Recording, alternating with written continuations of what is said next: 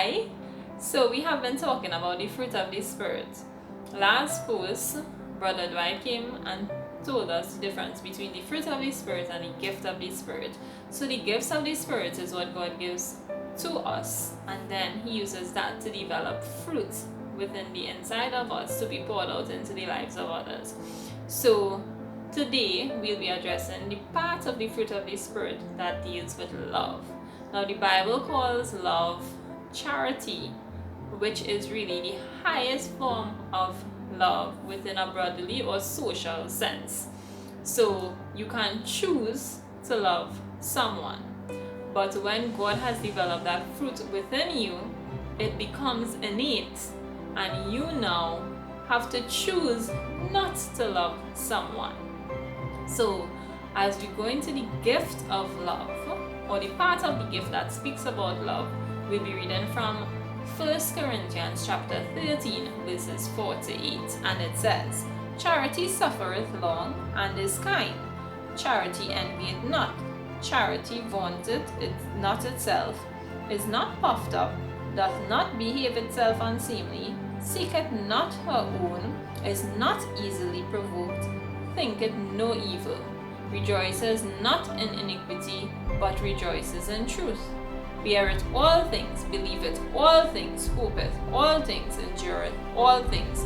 Charity never fails. But whether there be prophecies, they shall fail. Whether there be tongues, they shall cease. Whether there be knowledge, it shall vanish away."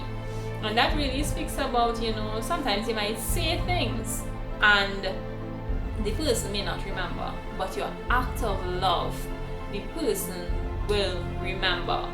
Remember, love endures all things.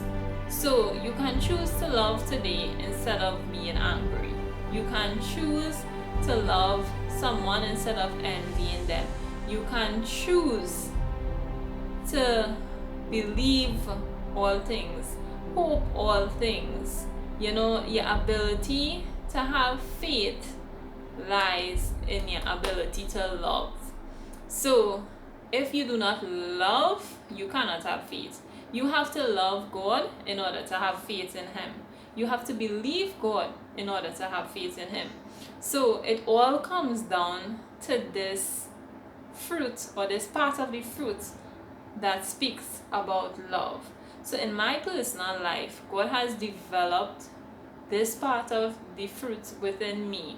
So, and it was not always so. I had to actually make a choice to love before. But because God has developed this part of this fruit within me, now I have to choose not to love someone. So it's now innate in me to love. Love is my first response to anyone, and I have to choose not to love. So I'm encouraging you to develop this part of the fruit within you, or seek God so that He will develop this. And it's not just seeking God, but you have practical steps to take in order to develop this part of the fruit of love within you.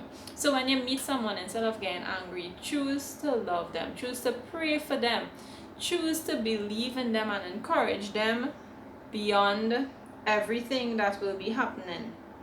And it says, you think no evil, you don't provoke, because you love someone. When you love someone, you'll go out of your way for them. You will do whatever it takes to show them that you love them.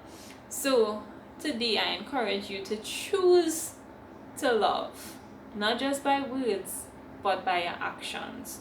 Choose to love your brother, choose to love your sister.